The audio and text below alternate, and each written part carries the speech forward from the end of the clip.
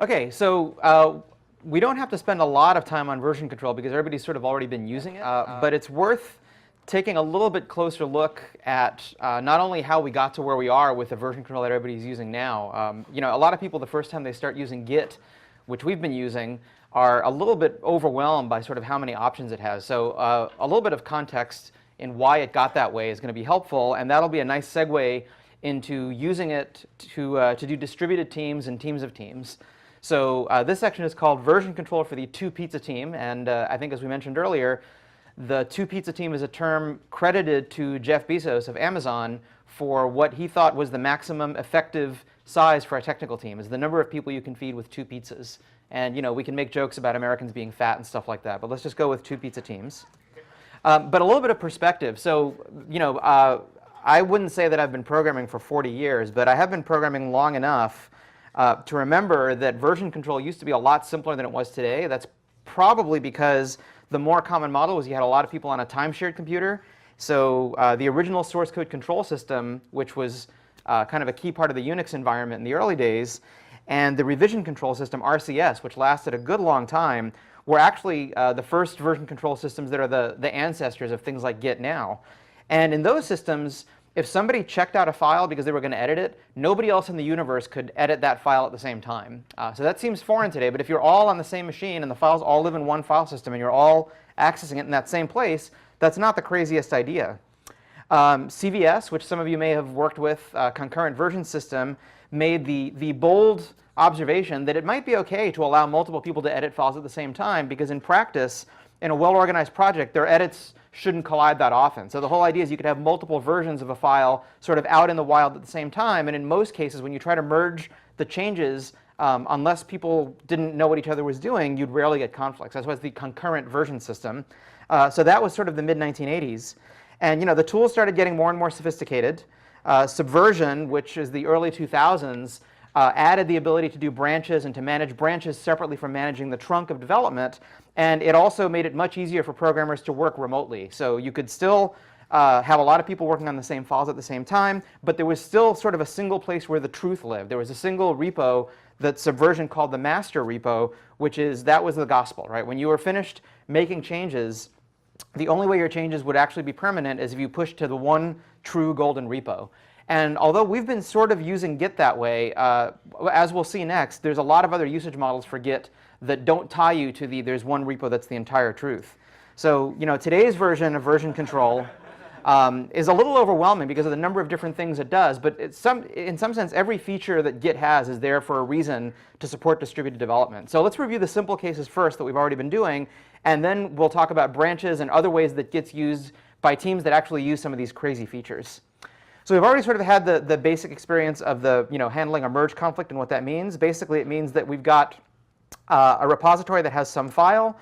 We call that repo the remote, and in fact, in Git, all remotes are sort of equal, right? There's no one true golden remote. A common practice with small teams, and the one that we recommend for projects, is that you treat the GitHub repo as the golden remote. But as you get to larger projects and teams of teams, we'll see that that's not really tenable. But for now, for simplicity's sake, you've got a team of people like Homer and Marge who are working from the same remote.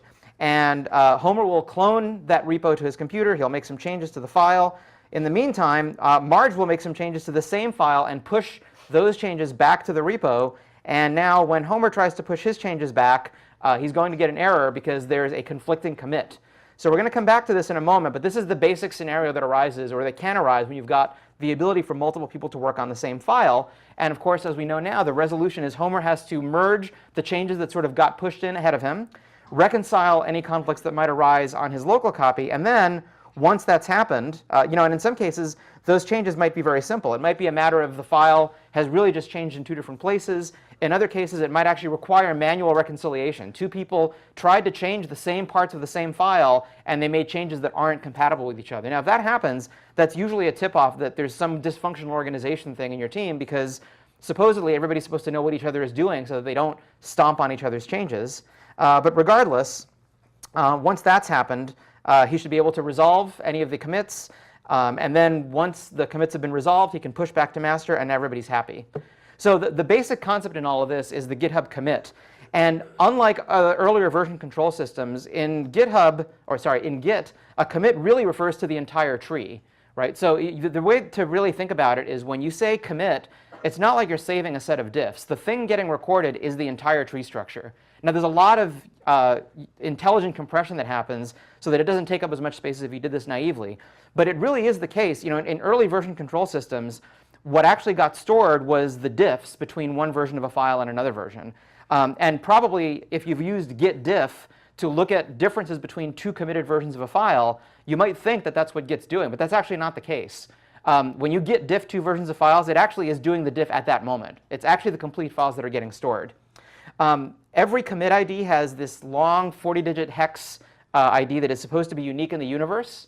So think about that for a moment, not just unique in your repo, but a Git ID should identify uniquely in the universe a particular snapshot of your project.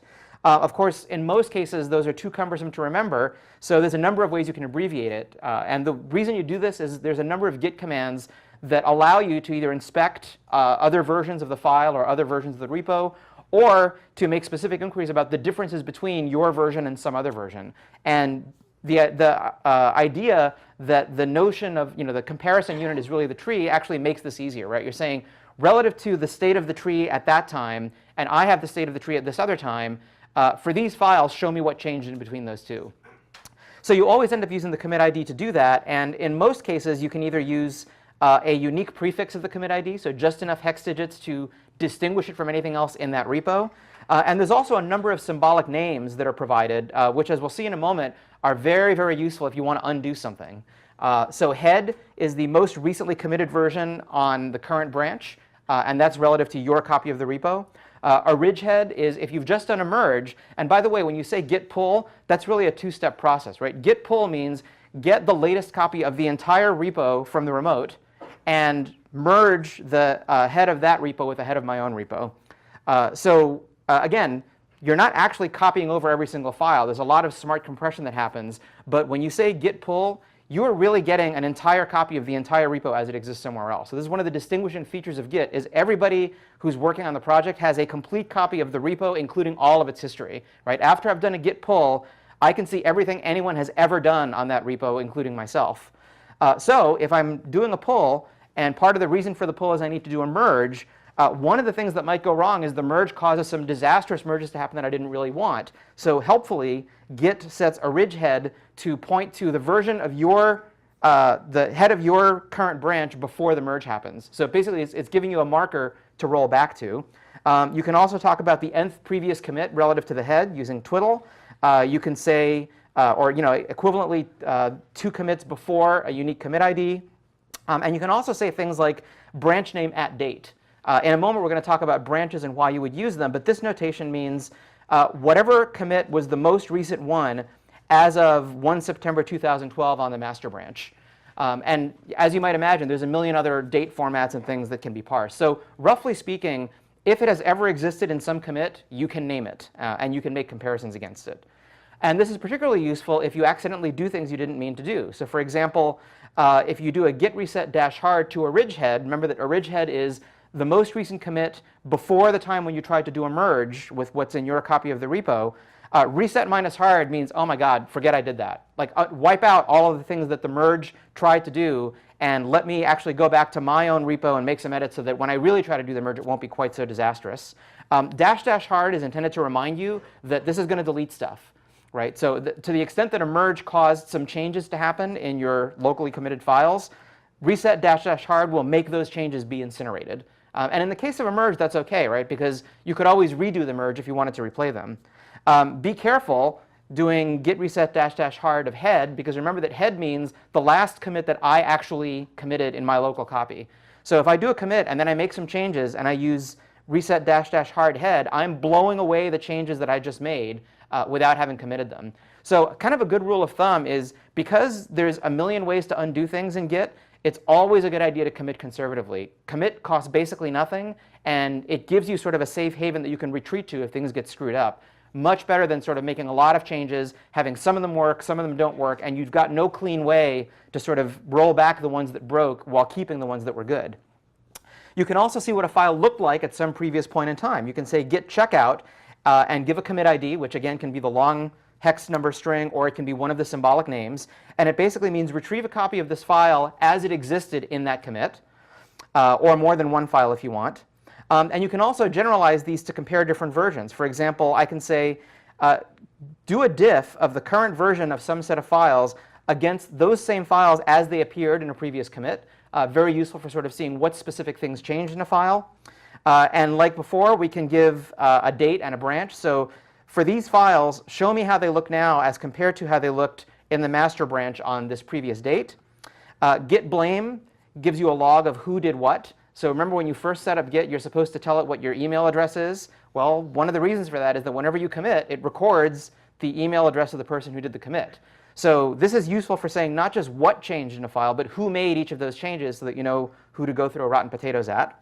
And Git Log gives you a detailed history of what happened to each file during every commit. And a lot of these things can be filtered so that, for example, if there were some commits that didn't change a file at all, you can view only the commits that might have affected this file.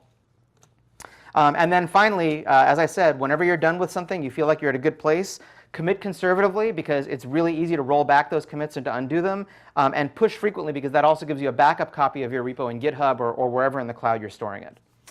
So that's kind of a review of the basics of GitHub. And before we go on to talking about how teams can make good use of branches, which we haven't really talked about yet, let us check our understanding of this, which is if you try to push to a remote, if you do a git push, and you get an error message to the effect of non-fast forward, so therefore failed to push some refs, 3 out of these 4 things are true, and 1 of these is false. So which one of these 4 statements is false if you see that error message when you do a push?